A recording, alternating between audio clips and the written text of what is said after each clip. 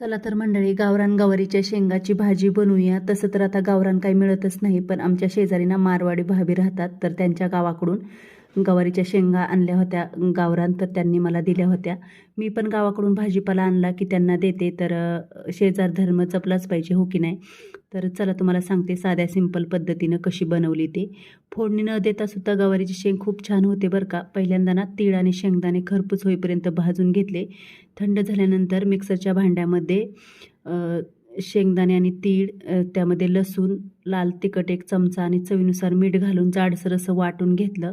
नंतर कढईमध्ये ना स्वच्छ धुवून निवडून घेतलेल्या शेंगा घातल्या आणि सुरुवातीला भाजून घेतल्या आणि नंतर 1 चमचा तेल घातलं. तेलसुद्धा जास्त नाही घालायचं, 1च चमचा घालायचं. नंतर वरतून थोडंसं मीठ घातलं, हळद आणि पाण्याचा शिंतोडा देऊन 5 मिनटं वाफवून घेतल्या शेंगा. तर कमीत कमी साहित्यामध्ये मस्त अशी गवारीची शेंग तयार झाली आणि गरम गरम चपातीसोबत एक नंबर लागते. माझी आई असंच बनवते, एकदा नक्की ट्राय करून बघा.